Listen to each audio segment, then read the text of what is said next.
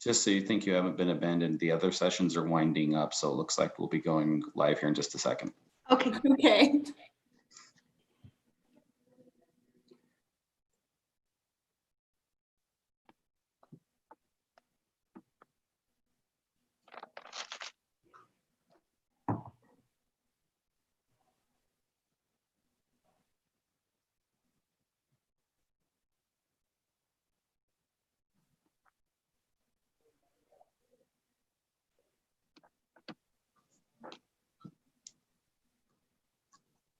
Hello, everyone, and welcome to this session of AAC in the Cloud. Our presenters today will be Jennifer, Emi, and Sophia, and we will turn the time over to them.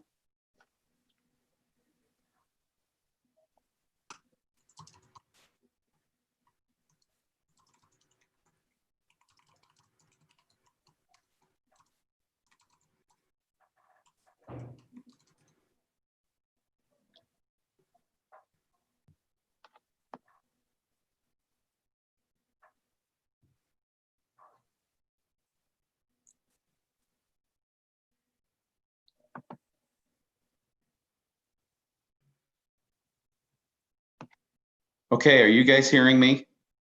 I can hear you. Sophia, Okay. can you hear? Sophia and Emi, can you hear me as well? I can hear you. Okay. All right. We'd like to welcome everyone to this session of AAC in the Cloud.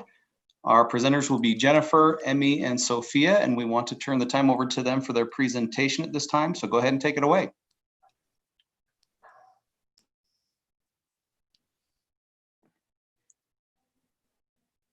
No. Sophia, can you hear?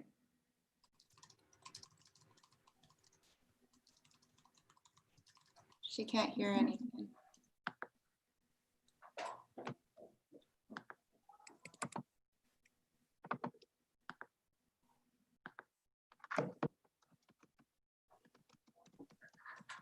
Okay, Sophia, you can't hear anything? That doesn't look good. Okay, can you guys hear me? We can hear Because you. I can't. No, not anymore. Huh.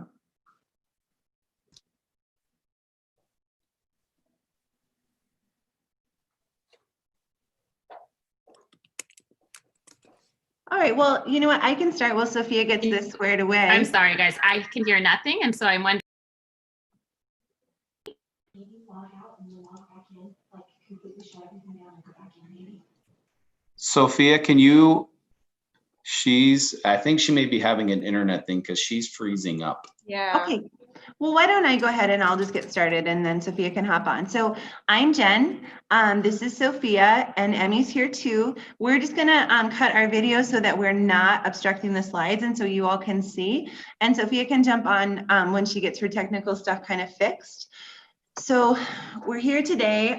We're so excited to be a part of this conference. It's something we really, really love every year. And we're so grateful to get access to so many amazing professionals. And thank you for being here as we wind down the end of the second day. We want to talk a little bit about eye gaze and cortical vision impairment. We want to talk about efficient access specifically to robust communication. And now I can hear you guys. Hooray! Then I will stop talking. Welcome to the party, Sophia. I kept seeing you guys look like you were talking, and I thought we were just supposed to be politely waiting. I'm sorry. No. I don't know what Jen started out saying. Did you introduce us? I did introduce us, and I just said we're so excited to be here. And yeah, that we're going to talk about eye gaze and CVI and access to robust communication. Okay, thanks. So this has been a really fun 2 days for me. I have been staying at home since March 13th. And so getting this opportunity to connect with so many other friendly faces in the field has been really fun. And then one particular friendly face was Dr. Lori Geist. I watched her today talk about the connection to the theme of the conference, Beyond the Now. And she shared a quote from Maya Angelou talking about do the best you can until you know better. Then when you know better, do better. And how positioning AAC in this, we're in this fledgling field still to this day, and we're constantly learning new things. And as we learn those new things, making shifts and adjustments. And I think that quote and that concept of beyond the now fits really well for this talk. But I also wanted to suggest another idea from Sydney Harris, that the whole purpose of education is to turn mirrors into windows. And so we will be talking a lot today about our process. Jen, if you can go to the next slide.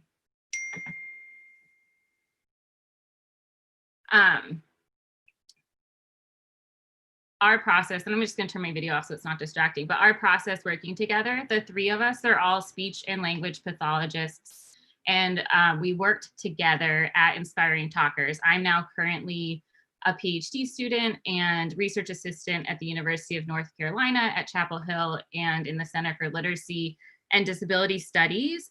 But while we were working together, Jen and Emi still work at Inspiring Talkers. We really tried to think a lot about how are we providing access now to robust systems and solutions that can support all of the children and adolescents and young adults that we work with in making substantial growth in their communication and language and participation tomorrow and the next day and the next day. Right. And so when we do that, we have to be really creative about, just because X is what we're able to do today doesn't mean that that is the solution that's going to help us support growth for tomorrow. Right. So how do we use our assessments as mirrors to see what's going on now and then turn those into windows so that we can have growth for the future? Next slide. And as Jen shared, so we today will be sharing some case studies of a few different clients that we've all worked with personally, about how we determined through assessment if eye gaze might be an appropriate access method for them. All of these clients have confirmed diagnoses of CVI. Next slide. So I'm assuming that if you're tuning in today or if you're watching at a later time, it's because you have an interest in cortical visual impairment, or you know someone who has it, or you work with someone who has it. But I just thought it would be important for us to be on the same page. Can you go back a slide? About what we mean when we talk about CVI and cortical visual impairment. And on the last slide, I mentioned that all of the clients that we'll be talking about today have a confirmed diagnosis of CVI. And I want to point that out because increasingly, I think that we're going to see within disability specific groups, but then also in the broader population of children with complex communication needs, and especially those with what the Department of Education here in the United States likes to think of as significant cognitive disabilities, might have a concomitant cortical visual impairment. And I'll talk more about that later and why there's evidence that suggests that it might be more prevalent than what we're currently estimating.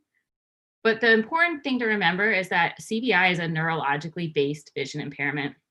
And what that means is that you'll have a normal eye examination by an optometrist. I say normal because especially at Inspiring Talkers, we all have an interest in kids with complex communication needs. And I have a few friends that are optometrists, and I have picked their brains on how they do these eye exams. I've been wearing glasses since I was 3. With our kids that maybe don't have a reliable yes, no, or a way to indicate 1 or 2, right? And so they're doing their best job, but you're gonna have a fairly normal eye examination from an optometrist, meaning your structures are largely intact.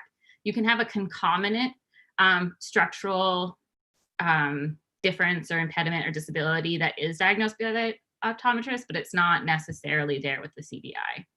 And so I recently became micro-credentialed by Perkins to give the range assessment. And I like that thought of these are different characteristics that we're likely to see when someone has a cortical visual impairment. And they all exist on a range where we might see full, complete demonstration of these characteristics or more resolution as we either age or receive intervention services. So apraxic eye movements and gaze palsies, visual field deficits, which is also sometimes referred to as visual field preferences, short visual attention span, so a difficulty to demonstrate long fixation in a certain area, We might see that students have an improved ability to perform or demonstrate visual behaviors when they're in very familiar or predictable settings. Light sensitivity is a really common characteristic of cortical vision impairment, and that can look like sometimes we call it light gazing, where a student might be really distracted by a window. And I keep catching myself saying student. I know that Emi and Jen and maybe many people listening also work in private clinics where maybe you're used to referring to the folks that you work with as clients. I think I've been at the CLDS for a while now, and so I'm used to saying student, but I'm going to use those interchangeably. Color and movement are two other key characteristics that I think we think a lot about when we're thinking about how might CVI impact access to a communication system.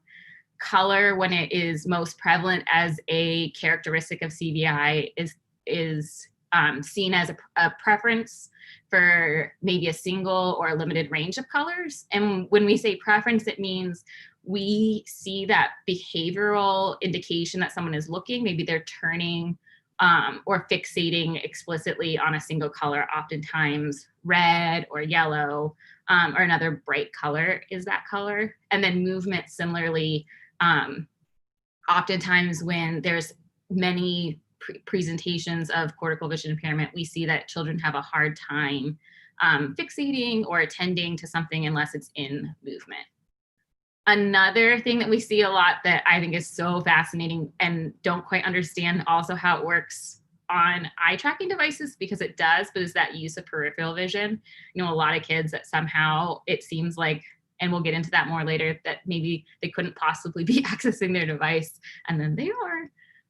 And then the last thing, again, that affects, these all affect AAC access, but is this crowding effect, which is the idea that complexity of the scene really impacts our ability to visually attend and to perceive what it is that we're looking at with a CVI. So we talk a little bit about assumptions that we might make about how we might adjust a system in order to compensate for these things. But as I'll get to when I get to the next slide, we don't know a lot about that. And so these last 2 points are just to try to press home that we are pretty confident that there are a lot of children, especially in special education services in this country, who probably have an undiagnosed cortical visual impairment. I know that when I talk to parents, it's one of the questions I ask. They'll say, oh, my child has a CVI. And I am personally in the belief that if a parent has suspicions about vision, then something's probably up with vision. But a lot of times when you dig a little deeper, they don't have a confirmed diagnosis. And so I know at the CLDS, we're working on that in a few different ways to try to look at what is the prevalence that we see in some different disability-specific populations, because we see especially this relationship between if a child has a seizure disorder and a neurogenetic disorder label, that there's a pretty high correlation between that and having a CVI. And so if we think about it, there's a few populations that I know are near and dear to my heart that present that way. And it would be really interesting if we knew how and why a CVI might be impacting all sorts of aspects of their communication and language and literacy. Okay, next slide. So like I said, there is not a ton of research out there on CVI and accessing AAC and what we should do in terms of access methods. I remember one of the first times that I went out with Jen, I forgot to mention this because I'm sorry about my initial technology failure, but Jen was my clinical fellowship supervisor. And we go out to this house and we've been trying switches for a while. And she's like, what if we just try eye tracking? But the kid had a CVI and we weren't quite sure how it was going to work. And I remember that being the first time that I was like, wow, we've made huge advancements in eye tracking and huge advancements in what types of, for lack of a better word, eyes that eye trackers can track. We don't need to recalibrate every single time we use a device anymore. We don't have to have someone having a chin or neck strap. We don't need quite as much stability or stillness from the participant or the student or the client as we used to need. And so that I had assumed after that experience that we were going to see this huge explosion of interest in how might we take advantage of the advancements we've made in eye tracking as a better access method to get to more robust communication solutions for these kids who have CVI. And then many of the kids we're going to talk about today also have concomitant fine motor impairments. And so the one really good piece of research that I'd like to point you to is actually a thesis from Walker from Kansas University.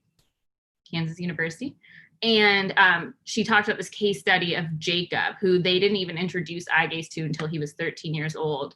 And she goes through pretty clearly how they set up the environment and the positioning in order to improve his access. And they did a 2-phase, and this is why this is all burgeoning and new. They used a lot of those games on Look to Learn and Sensory FX to work on building his ability to use and understand how eye gaze worked before they transitioned to communication. I'm not sure that we're going to recommend that you have to go in that order, but this is why we need more research, and I'll get to that later at the end, and more understanding of how to work with CVI and eye gaze as an access method, because while we surely probably need practice, do we need to wait until we get to a certain level before we introduce communication? I'm probably going to push back against that. But this study did demonstrate some really interesting findings in terms of increased range of visual field accessibility across the study. So the amount of visual field on the screen that he could access when they first introduced eye gaze, right? So when they first put that mirror up and asked and assessed was the option a good option, was significantly smaller than it was by the end of the study, right? So he increased his ability to use his vision across his visual field. And according to the range, that would actually indicate a resolution or an improvement of his visual functioning on the CVI range. So that leads me to a lot of questions about what might we be able to use eye tracking for in the future in regards to this population. Okay, next slide. So this is the first of our case studies. My friend Ava, who I just adore, and I think she's probably about the age, maybe a little younger than when I started working with her when I was working clinically. I think she was 8. And if we go to the next slide, it'll help me remember. She's 14 now. And so Ava has a medical diagnosis of CDKL5, and I can't pronounce the whole thing ever. But Ava loves music. She loves making music. She loves listening to music. One of my most favorite things to watch with Ava is if she has one of those rain sticks go upside down, back and forth by her ear. It's like her whole body. I feel like her whole body is smiling as she listens to it. She loves being in motion and Harry Potter, and she loves horses. She once went out of her way to tell me that on Wednesdays she has horses and music, and she loves that and she wants it. And it happened to be a Tuesday when I was over, right? So she just likes to tell you where you're at. She loves school. For a while, I was seeing her in the mornings before school, so she was just going an hour late. And her sister left for school, and she said, unfair, feel jealous on her system when her sister left. So just a really fun, interesting kid. She does have, at least at the time that I was working with her, I kind of call them that in between ambulatory, she can ambulate with some assistance. But at the time, especially that I was working with her, initiation for a lot of motor movement, including eye gaze, was really challenging. Yeah, I'm trying to think what else I need to tell you about Ava. She's a really good multimodal communicator. Yeah, I think that's it for the beginning. Okay, so when we first started working with Ava, this was the system, an image of a layout on her system that she was using, a Dynavox VMAX. And so with CDKL5 is a fairly new diagnosis, and it's similar to Rett syndrome, if anyone's familiar with that. So they have some of the same hand stereotypies, and then gross motor and fine motor, I guess, challenges or difficulties. And so she had this 4-location array that is set up based on a lot of assumptions about CVI based on those list of characteristics we went over. And she accessed this through direct selection, which was pretty tricky for her. I think she would do one of those big wind ups and then drop the hand and hope it landed in the right quadrant. And it took us a while, the three of us put our heads together to try to figure out what was going on with health. Because it's clear that we've gone to that Black background to try to get the high contrast or the high saturation and low complexity of images that helps with the complexity of their array. But I was like, why would it get down to 2 dots? And I was like, is that Braille? What is that? And I have been in school for 3 years, and my friend Emi has been practicing for the last 3 years. And she's like, Sophia, it's the help symbol with the, must be in symbol sticks, right? And so the Black background has blacked out the Black bodies. And as soon as I saw that, I could totally see it's, you know, that person that reaches down and the other person's reaching up. But it's just so interesting because the other thing, a lot of times when we see a CVI diagnosis, we get told that we really need the saliency of the image. And so now those faces, I guess, are high contrast, but I don't know how help has become more salient having a Black background, right? And then we have snack and drink and bathroom. And one more thing before I pass it over to Jen, as I mentioned, Ava's a really good multi-communicator. And Ava has a very clear, distinct vocalization for when she needs to use the bathroom. So I don't know about this communication layout. And then I guess the last other thought I wanted to point out about it was, if we're thinking about mirrors versus windows, this might mirror with direct access the amount of symbols that Ava could access. And these might have been determined to be the most high priority things to talk about. I might argue about that too, but it doesn't really open many windows for tomorrow. I'm going to turn it over to Jen. Okay, can everyone hear me okay? And not see me trying to manage my allergies? Okay, so I'm going to go to the next slide. This is just a little bit more of what was on Ava's original layout when she first started working with us. So this is clearly a request page, and I think we're all familiar with that. And we all, I think, frequently go to requests first because they're super motivating, right? And we know how hard these kids are working to communicate with us. But if we look at these photographs and compare them to the symbols on our previous page, I think that it's tricky because we hear so many different things when we're working with kids with CVI. We hear about high contrast and simplicity of pictures, but then we hear that real photographs are better. And so I think that any one of us could be guilty of putting this page together. But when you look at the complexity of these pictures, I feel like this is like, it's kind of contradictory, right?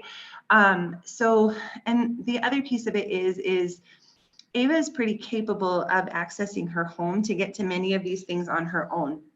So we really just felt like when we met Ava, this wasn't that functional. This wasn't the direction that we felt would be best for her expressively in the area of her expressive communication. We wanted her to be able to access some things that would open some more doors for the future, or windows rather, as Sophia said. So if we kind of go, oh, I'm advancing the slide, so I will advance to the next slide. So she started with us in 2015. That's when I started doing her assessment. And her VMAX had been away for several months for repair. She had an iPad with Proloquo to go with some simple choice boards just for, you know, I guess kind of to fill in for the dedicated device. Her mom was pretty hesitant to switch to eye gaze access. And I think you could say Ava was too. So we trialed a NovaChat 12, we trialed a WinSlate 13 and accessed that through eye gaze, and then a Tobii Dynavox i12 Plus. And just a little funny story, Ava was so resistant to eye gaze at first. one of the days that I went over to work with her, we were doing just some visual scenes in Communicator 4 in some of the old assessment packages. And it was farm animals. And when you would hold your dwell on a certain animal, it would cluck or moo or crow. And Ava's mom and I were working with her, and Ava's mom said, I'm gonna hold your hands down because you're ringing a lot. And like, she kept trying to do that, that big wind up to access the device. And so Ava's mom is holding her hands, and I'm talking to her about eye gaze and just the concept. And Ava pecked the chicken with her nose.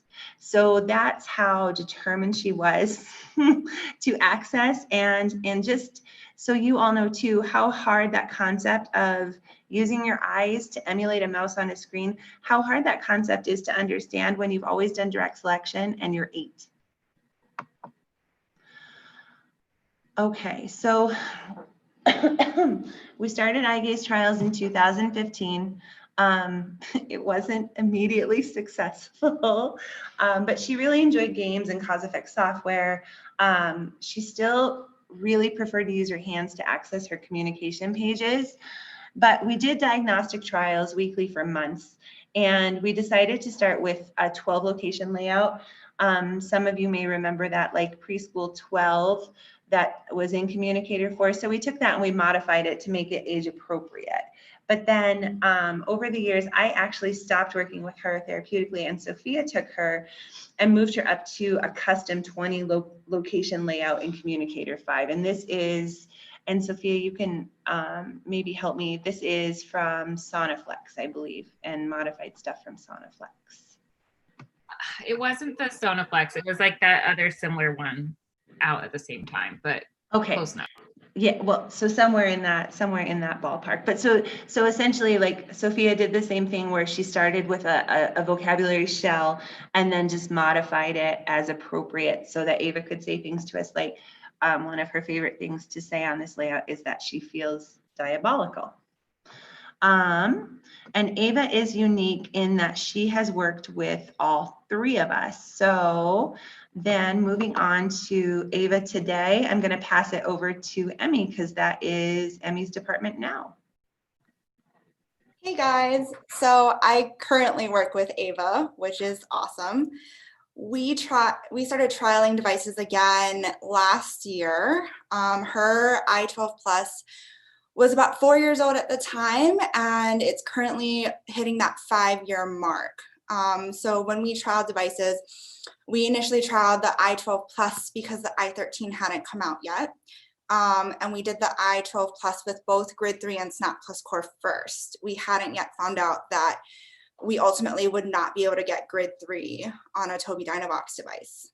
She also trialed an Accent 1400 with a Unity 36 and a Unity 45 layout. She then trialed Grid 3 on a WinSlate for Kids from Forbes as well. All of our systems were trialed with and without that color inversion that you're seeing on that screen. We've been finding that the color inversion has generally improved her visual attention to devices across all of the systems. We ultimately chose an Accent 1400 with a look bar. It took us a while to choose a device because Mom and the team were basically going back and forth between the Accent 1400 and the Tobii Dynavox i13. We really liked that the Accent 1400 enabled her to independently access the computer side of her device, and we also saw a huge increase in her use of pronouns and general output with this Accent and Unity layout. What's really funny is when we were trialing, I put the Accent 1400 next to her i12 Plus with that old 20-word layout, and she said something along the lines of stop, want, play on the Accent 1400, and her OT and I didn't respond fast enough, so she turned to her i12 Plus, said the same thing on her i12 Plus in that Communicator 5 layout, and then turned and glared at us because we just weren't moving fast enough for her that day. She makes me laugh all the time. So her funny packet is in process at the moment, and she's continues to use her I-12 Plus while we are waiting for that. She also uses an e-trans board for some low-tech communication, in addition to a whiteboard with mom at home. Sometimes mom has found a lot of success with some binary choices on the whiteboard when Ava isn't feeling like using her device. And so we're going to go to the next slide. This is my friend Maggie. She is one of the most adorable kids I've ever met. And we'll go to the next slide. So Maggie is 6 years old, and she loves Blue's Clues, much to mom's enjoyment of always having Blue's Clues on in the background. She also really likes weird, funny noises that we make with our mouths. She's a hoot. So she is diagnosed with cerebral palsy, epilepsy, as well as cortical vision impairment. When she was 3 years old, she had a right hemispherectomy. This resulted in some left visual field challenges. She does have glasses, but she often refuses to keep them on. So when they are on her, she'll spend a lot of her time just pulling them off her head and throwing them. So we're working on that as well. She does have vocalizations for hi and yeah.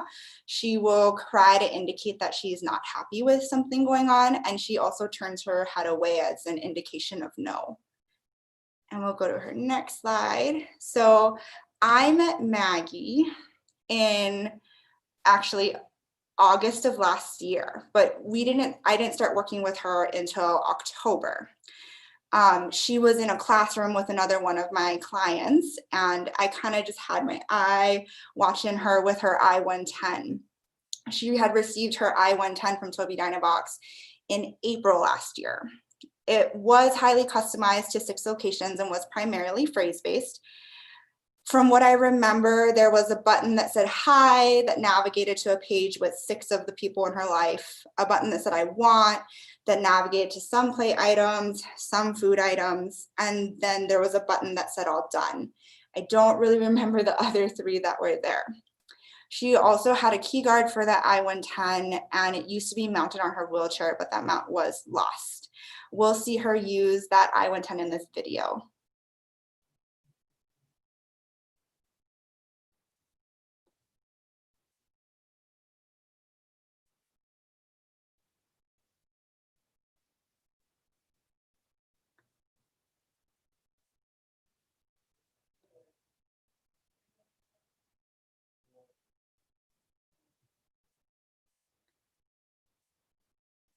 And I don't think we can hear the sound, but it's okay. The sound isn't that important for this video. Oh. I might be restoring. You're going back up.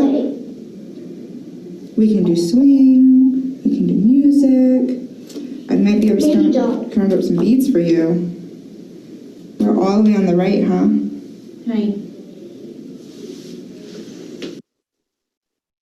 So as you can see in that video, when Maggie was accessing her I-110, she primarily used her right hand. So she doesn't use her left hand very much.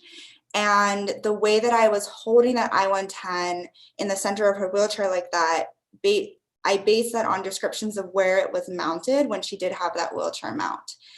As you could see, she's really only hitting things on that right side of the screen.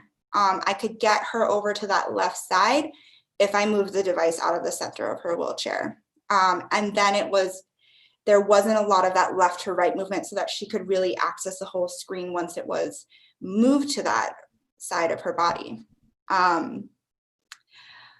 So once she came to us in October, I started modifying that 6 location vocabulary to try to give her a little bit more in terms of vocabulary and a little bit more in terms of being able to say a lot of different things to hit some of those different communication functions besides requesting. We also added that color inversion to her layout after talking to her school CVI. And we started adding more to this layout to try and see if we could modify that I-110 to just make it more, as her school team had requested that she have access to more words such as the weather and being able to tell them where she wanted to go or if she needed anything. And we can go to the next slide. So we ultimately started trialing eye gaze in December. Trying to find a new device for her would have been almost impossible since she had received that I-110 in April. We looked at the possibility of adapting her I-110 to have a PCI, but after talking out some possible solutions with our representative, we just weren't sure if we could get that PCI or a PCI mini to really stick to that I-110 to make it work. We were very lucky to find a donated Accent 1400 with a new eye bar. And then we were able to fund her a table mount to position the Accent 1400. For the first few months, we primarily focused on increasing her engagement with eye gaze using Tomoko games. She started with like that butterfly trails game in level 1, and we slowly started moving her up. As she was engaging with those Tomoko games, I focused on modeling 1 to 2 words on a Unity 28 one-hit layout. We initially had some buttons hidden on that 28 location layout, and then we slowly unhid them over time. That Unity layout was also customized to have a gray background on the buttons to kind of reduce the glaring white coming off of the screen. Throughout her trials, I worked really closely with her teacher and her parents and her school CVI. And when we took that system into school, I talked a lot with them about modeling for Maggie and focusing on just that and not focusing on having her produce a lot of output at the moment. One of my favorite memories when I was working with her at school is I turned my head to sneeze and she said, "Feel sick?" I asked her if she felt sick and she said, "Don't." Paused and said, "You." It took me a little bit, but I looked at her and I told her, "No, I don't feel sick. I just have some allergies going on." And the smile on her face was one of the biggest ones I've ever seen, and it was awesome. So we'll go to our next slide. And this is a video of Maggie using her Accent 1400 with eye gaze. If it will load. But if not, it's okay. So she's primarily using a Unity 36 layout right now. One hit again. And in the video, I was trying to model "I feel tired," and she jumped in after I said "I feel," opened up her colors, said "blue, bad, stop." And she had just been at camp all day and was having a hard time keeping her head up because she's seated in almost like Bumbo-like chair so that she could focus on using her core a little bit more. Oh, we might get it to work. Do you feel tired? I feel Blue. bad. Stop. Oh. And so there she was saying "blue, bad, stop." She did add that purple on the end, which I believe she was trying to go up to hit that speech display bar. She also tends to like that color purple as reported by Mom. So we'll go to that next slide. And so, like I said, she's been using that Unity 36 one-hit layout. We have, again, modified it. So there are buttons hidden. She continues to have that gray background, and we're slowly unhiding those locations. She continues to enjoy playing eye gaze games, and she'll often do that as some leisure activity. It was one of the things that her parents liked to put in front of her when she had some leisure time at school, because she really enjoys that butterfly trail game and then the balloons at the end. Prior to school ending, her teacher and her parents were reporting that she had started using her accent to engage with both her SSN classmates and her general ed classmates when she went down to that room. They were also reporting that she would let them know when she wanted to eat, and she has also started using her device, as you saw, to protest, which is amazing. And that wraps up Maggie. So I'm going to pass it back to Jen. All right, so here I am back again, and I get to talk about one of my very, very favorite people. So this is my friend Paul. Polly is, we also have a school at Inspiring Talkers, and so we've been very fortunate to have him both as a client and as a student in our school. He is one of the sweetest people you'll ever meet. Really, like, his smile will just turn around your whole day. Okay, so see, don't you feel better already?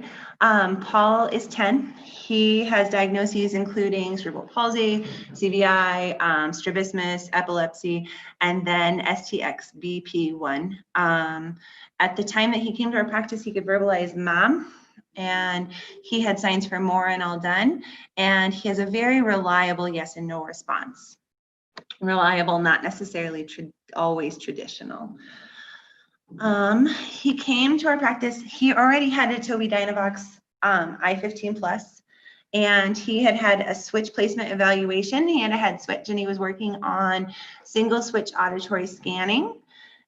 His mom reported at that time that switch scanning hadn't been terribly successful, and we kind of hypothesized that maybe the cognitive or the motoric load at that point in time, you know, that we're always talking about with our scanners, that single switch scanning was just frustrating. And so because he already had a device in place that had, you know, the capability to immediately flip to eye gaze, we thought, well, let's just give it a try. So we immediately started with eye gaze, and he had a variety of pages that had already been made with locations. Some of them were just binary, just 2 locations, stop and go, more indifferent. And then he had some things that were choices up to 12 items, like some of his feeling words and pages for requests. We introduced high contrast icons and played around with a little bit with that. We also played around with a laser pointer to get his attention. We ordered a screen protector for the i15 to reduce the glare a bit, because that was something he struggled with pretty significantly. And then we started working really hard on streamlining some of his pages to help him with motor planning and give him access to some core words. This is a picture of Paul's i15 prior to starting to play around with some of those locations. So he was using Communicator 5, and he had a lot of you know, pre-made or modified pages. So here's, you know, clearly like, how are you feeling? And he is happy and sad and excited, tired, mad, and a home button. And we tried to keep, like, they were trying to keep a lot of things blank. And yeah, these were some of the things that he had been using as a scanner as well. So talking about Paul today, Paul has switched to a 9 location Snap Plus Core layout that he uses the scroll functions to access vocabulary. So, so he just has 9 icons on his page at a time. I'll show you a picture of that in a minute. He, pre-COVID-19, was initiating trials for a new speech generating device, but we haven't. That's kind of been put on the back burner as he's been doing telehealth. He's very successful using both low and high tech eye gaze to communicate with others. So he will use a whiteboard, he will use an e-trans board. We've done a lot of assessment of his literacy using an e-trans board with finite answers, and he's done very, very well and been very successful. And he's using his device for a lot of communicative functions, including protesting, commenting, requesting, and directing. This is a little bit of, you know, just a snippet of what kind of his homepage looks like. And then, okay. And then this is one of my favorite videos of Paul. And I don't know if you watched Robbie and Kyle from Inspiring Talkers, they played this one too, but he loves to share his communication rights from the Communication Bill of Rights. And so here's just a video so you can see a little I bit have of the his right to a personality. challenging education. I have the right to ask for what I need. I have the right to be a part of my community. Okay, so he has a right to a challenging education.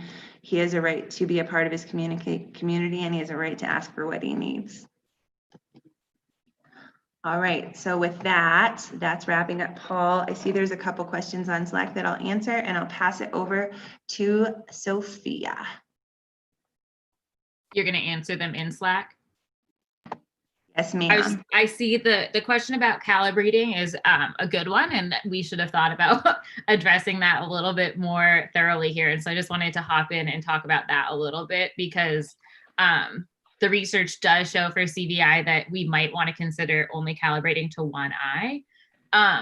The kids that we tend to work with, especially because of like with Ava, my experience with the visual apraxia, we actually find that calibrating can be tricky, because if we say look here, then often we've now made it almost impossible to look here, and then that sustained visual attention can be hard. So we've done a lot of calibrating on someone else in the family, calibrating on one of us, like trying for a calibration with them. And then as different systems have gotten better with the single point calibrations or the 2-point calibrations, that's really changed things. And then I can share in larger studies that we've been doing at the CLDS with Rett syndrome, and then also with CDKL5, where there's probably a higher incidence of CVI. We're seeing that we can do some pretty interesting things with some pretty shoddy calibrations. So we're not, Jen can speak to this more about what they're doing in their current practice. I was calibrating once, saving it and running unless something started to feel really wonky. So not doing tons of recalibration. Yeah, just to hop in, sorry, Sophia, we try really hard to recalibrate as little as possible, just because calibration, I find that it makes the kids really anxious, because I think they feel like they can, like we do so much work to make their learning as errorless and successful and give them all those tools as much as possible. And I don't know, I just get the impression that they think that calibrating is like a test. That's what I see. So we'll do those 1 and 2 point calibrations because they're so much better now. And then we try to hold on to that until it looks like something is wrong. Yeah, absolutely. So getting back to assessment, I liked this quote. I lifted it directly from something Binger wrote in 2012. The AAC assessment is diverse and complex, right? And one of the questions in Slack was about grid and why that wasn't ordered for a client on a Tobii system. And one thing that I've noticed, so I worked in Colorado, I now live in North Carolina, I've went to my master's degree in Florida.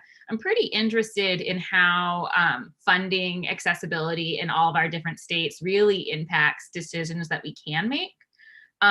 So AAC assessment is just this unique thing, right? Where I, as a researcher, can go out and tell you guys what the things are that are most important to consider in terms of hardware and software and what the gold standard should be. But it doesn't matter if you can't access it in your state, whether it's because you're in a clinic that most of your clients rely on Medicaid and Medicaid won't fund it, or whether it's because you're in a school system, right? Like that's just a really tricky thing to get through. So one thing that I was reading this morning, one of the chapters from Comprehensive Literacy for All, teaching students with significant disabilities to read and write.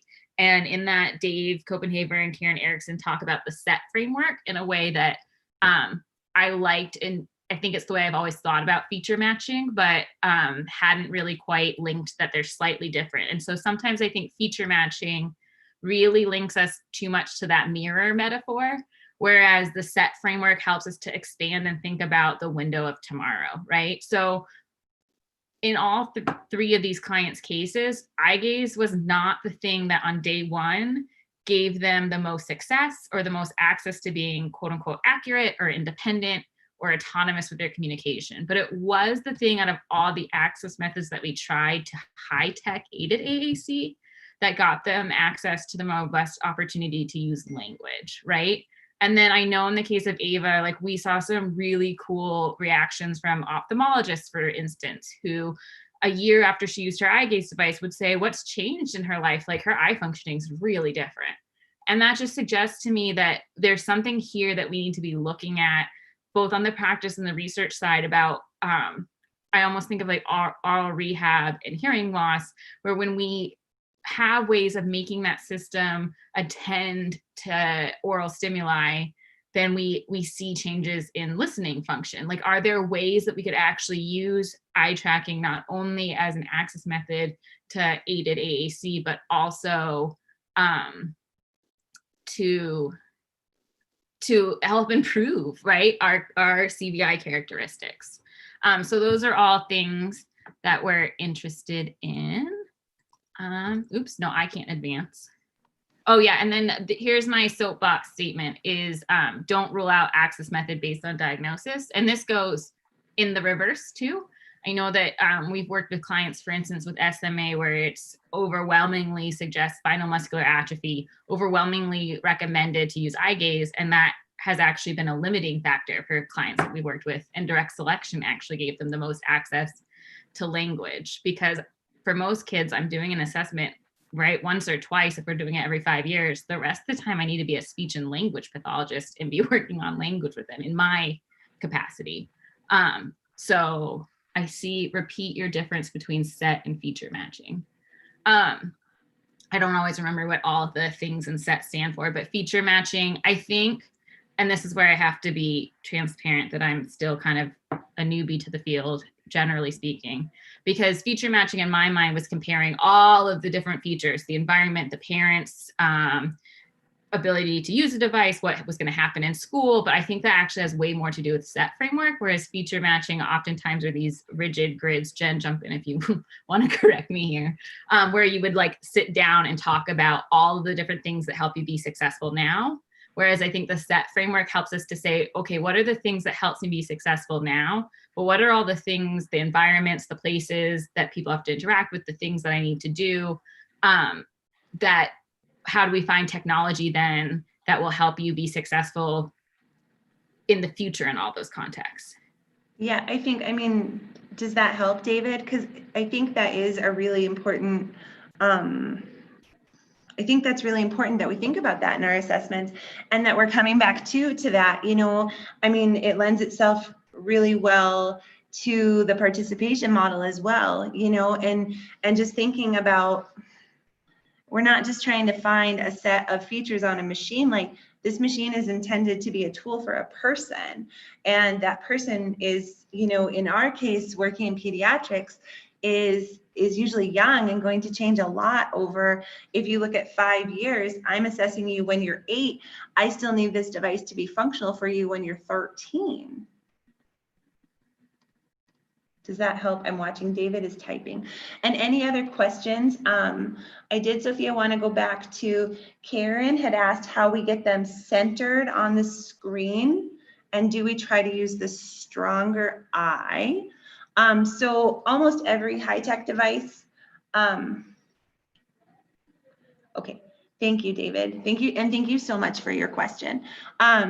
But going back to Karen's question really quick, most high-tech devices have a feature where you can just choose one eye to track. You don't have to choose both. And so with that, they don't need to really be centered. And yes, always try to pick, I mean, I always try to pick the more dominant eye. Do you, Sophia? Do you, Emi? Maggie's tracking on both eyes. Mm-hmm. So Yeah. I'm pretty sure Ava is too. And on the accent, I don't know about the Toby. Yeah. But for those kids who, like, if you have a kid who has an eye droop on one side, or if you have a kiddo who maybe has like a stronger strabismus or nystagmus on one side, you know, you certainly can just choose one eye, and you can experiment with it too.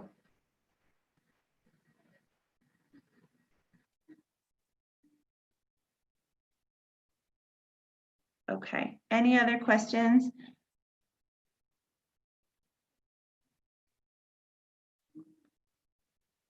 Okay, and yeah, thank you, Karen, for your point about doing the feature match after you've done the SET framework.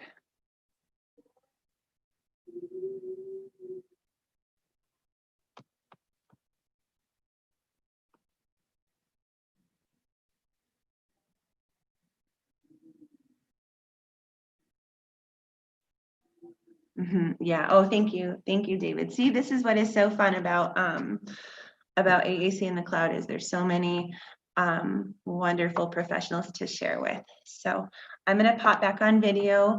If you think of anything else, we'll be happy to stay on Slack for a bit longer and answer any questions you might have. And then we did share our slides and our emails are here. So we love this stuff. We love talking about this stuff. We would love to visit with any one of you because it's just really an area that we feel we can make a really positive contribution to the field and to the advancement of our clients and our students who, you know, could potentially access this for more effective and efficient communication. So thank you again, everyone. We really appreciate your tuning in with us today.